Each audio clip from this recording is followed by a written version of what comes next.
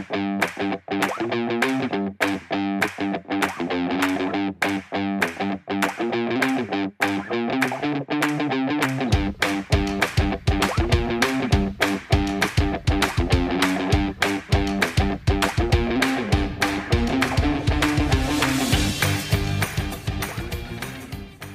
and welcome to episode 49 of the Footy with Fletch podcast. In this episode, I'm joined by Delany Madigan.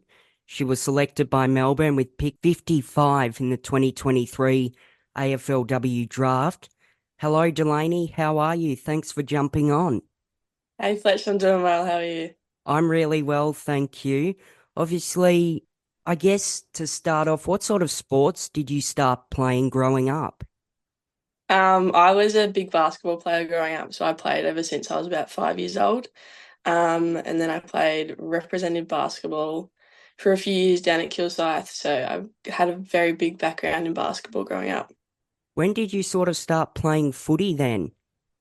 I started playing footy when I was about 13 or 14, so I went into under 14s down at Montrose, and that was my first season. And it's quite funny given that you played for Montrose because they wear the red and the blue there and now you're at the Demons. It's a bit of a 360 moment for you. It is, it very much is, yeah. And I guess, what were some of your highlights of your junior career? Oh, there was heaps of highlights down at Montrose. I feel like the overall club was just such a great environment to be around. I guess probably my under 18 season was a big highlight. That was just such a good season down at the club. Yeah, I think just overall experience was amazing.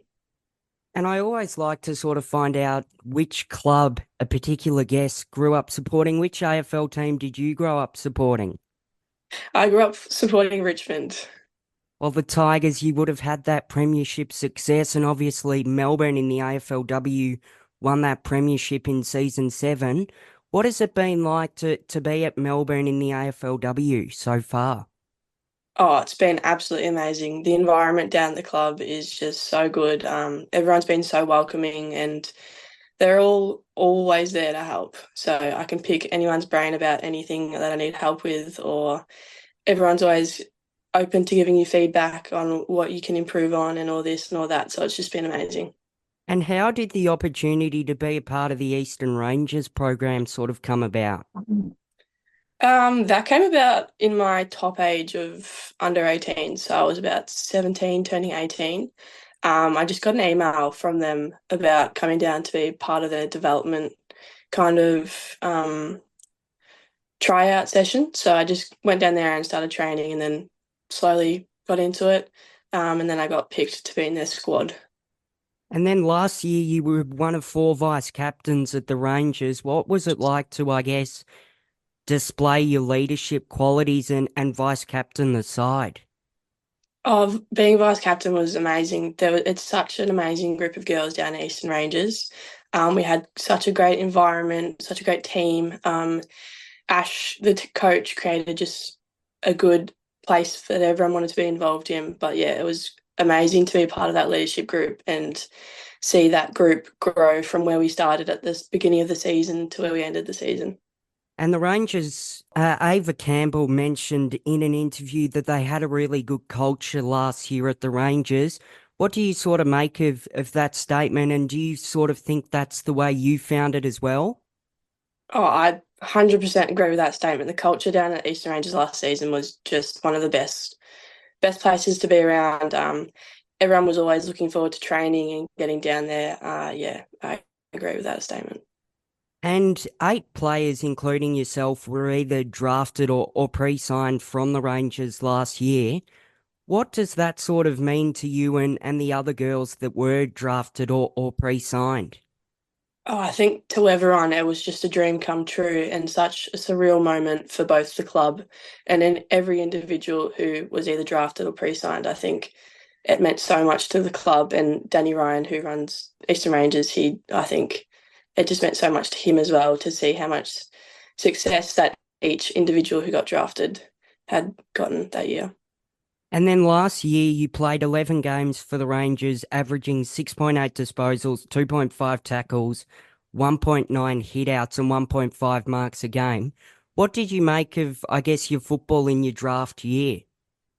I definitely saw a massive improvement from my football at the beginning of my draft year to the end of it. I think the environment we had at Eastern Rangers, and especially the backline coach, Luke Paranathan, was absolutely amazing. I think my draft year was just full of learnings and growing as a player and just finding my spot in the backline and just, yeah, learning new skills, and yeah, just all that. And you've mentioned in a previous interview as well that you've got a bit of white line fever.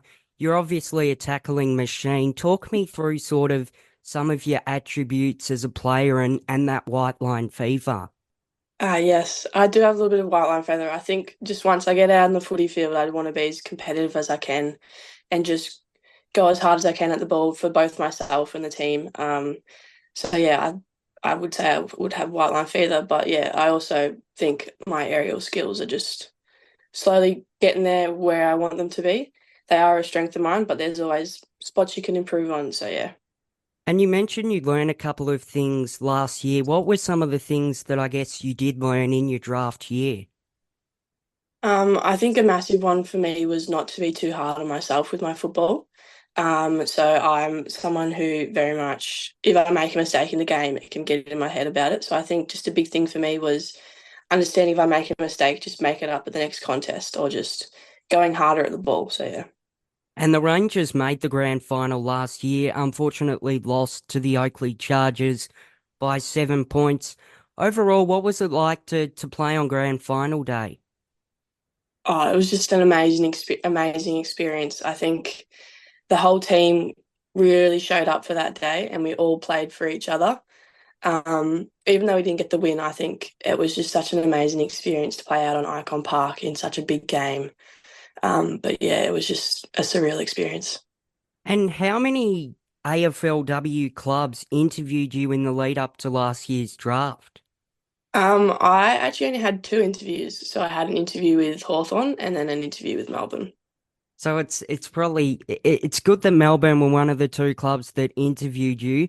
Did you sort of have any inkling that you were going to be selected by the D's in last year's draft or not? Um, I didn't have much. I didn't have much of a thought of who I was going to, or if I was going to get drafted at all. So yeah, it was very much a big surprise, and very grateful to be picked by the D's. And you were watching the AFLW draft from home. How did you find your draft night experience? My draft night experience was actually very relaxed. I actually just came back from a football training, so mum and dad were just watching the draft on the iPad, so I didn't see the start of it. But yeah, just sitting there on the couch, wasn't really concentrating on it, just kind of had my name and it all went crazy from there. And you were selected by Melbourne with pick 55 last year. What was it, I guess, like to be drafted by the D's, given that they are probably one of the big four clubs in the AFLW? Oh, it was crazy. I don't think it's still sunk in a bit. It's still sinking in, but it was just an amazing night to be picked, and an amazing club to be picked by, and I'm so grateful to be picked by the D's. But no, it was all just crazy. And you mentioned in an interview on the club website the day after being drafted that you were just sitting on the couch in your pajamas. You said you also lost a little bit of hope towards the end. Can you talk me through why you sort of found that you might have lost a little bit of hope towards the end of the draft? Um, I don't know. I think because I had a lot more conversations with Hawthorn than I did with Melbourne, and I kind of just, I don't know, I kind of thought that dream was slowly slipping away the more and more people that got picked up. Um, but yeah, I was just sitting in my PJs, having a quiet night with the family, and then to be drafted by the D's was just a surprise, but a good surprise. Yeah. And there's another special moment to being drafted to the D's as well, getting drafted alongside Alicia Pisano and Jacinta Hose from the Rangers. What is it like to see those girls around the club and to be at the same club as them? Oh, it's absolutely amazing to have this experience with them. Playing with them at Rangers and then going to this next level with them has just been amazing. We've all been able to lean on each other, throughout the experience so far. And yeah, it's just so good to see them out on the track training together and with them and them showcasing their skills in that next level, which is really good. What was it like to walk into the Demons and the Melbourne Football Club for the first time after being drafted? Oh, it was just such a welcoming environment. Everyone was so excited to see you and congratulate you. It was so good to have all the draftees in one spot and get to meet each other. But yeah, overall, just such a welcoming club to be at. And what has it been like to, I guess, meet star players like Kate Hoare and Taylor Harris? Were you a little bit starstruck at meeting those two stars? I was definitely a little bit starstruck, but no, they're both incredibly nice people and just such great footballers that they've just got so much knowledge about the game and they're just amazing people. And you played 4 VFLW games with Casey this year. What were sort of some of the differences between playing at VFLW level compared to playing in the Coates Talent League? I think it was just overall a bit of a quicker game. There's definitely a lot more girls who are a lot more stronger. But yeah, there was a bit of a step up from Coates League to VFL, which was a good challenge, and I enjoyed it a lot. And how did you find your performances at VFLW level? My performances were all right. I'm an individual who's quite hard on themselves about their performance, but I like to look for the positives in my game. And I also like to look at areas that I can improve on. So I learned a lot throughout those 4 games on things that I can improve on and in things that I am happy with. But yeah, I think lots of learnings, but also a great experience. And in May, the Melbourne AFLW group had a team camp down at Wilson's Prom. What was that experience like for you to, I guess, get away with the team? Oh, it was so good. I think it was the first time that the whole team, bar a few players, had been together. So it was just such a good team bonding experience. To have everyone together was just such a fun time. And how have you found settling into Melbourne's AFLW program? I think I've been settling in pretty well. So all the staff have been so welcoming. They're all eager to help you out, or if you're having any issues with anything, they're ready to help you out. So I think it's been quite a smooth incoming to the club, which has been good. And during pre-season training, there have been a couple of photos of you wearing a red ribbon in your hair. How did that sort of come about, and is it a bit of a superstition for you? I don't know how the red ribbon came about. I think I used to always wear ribbon in basketball, and then I kind of stopped for a while in my football. But I think last season I always wore a ribbon in my hair. But I don't know. I just enjoy having a ribbon in my hair. I think it is a little bit of a superstition. But yeah, it's just a thing I have, I guess.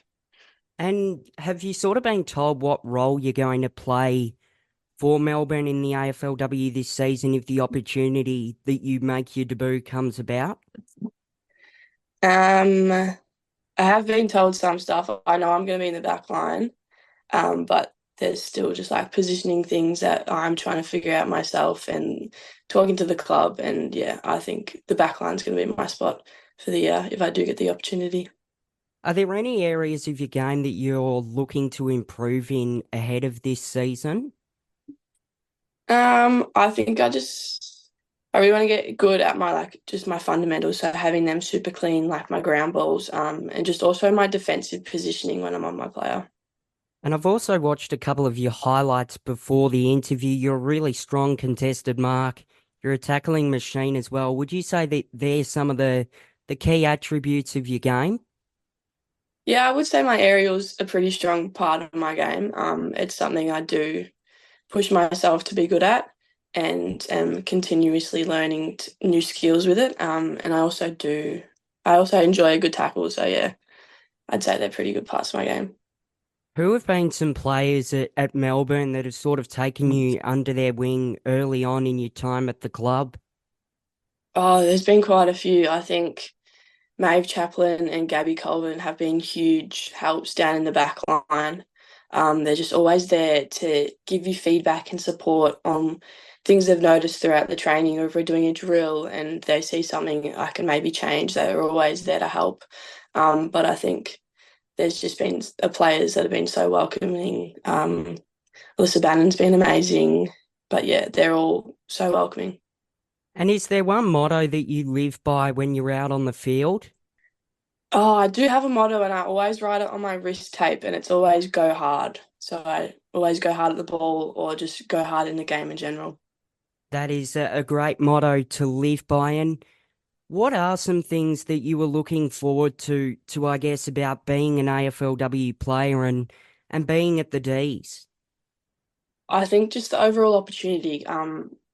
I feel like being an AFLW player is such a unique experience that only a select few get to have in their lifetime. So I think just taking the opportunity by its horns and just learning everything I can and pushing myself as hard as possible. And you're going to wear the number 11 Guernsey for the D's this year. How did that sort of come about? Number 11 has been a very special number to myself and my family for a long time. We've all always worn it in our football or basketball, as my pop wore it when he was playing football when he was younger. So it's always just been a bit of a family number, and it was such a great thing to be able to get that number at the D's. That that just gives it another special element as well. And just finally, is there something that not many people know about you, Delany? Oh, I don't know. Not many people know that I'm a pretty good Lego builder, so I'd put that one out there. Well, that is certainly unique indeed. Thank you so much, Delany, for jumping on, and all the best of luck with your AFLW career and the rest of your pre-season. Thank you. Thanks for having me.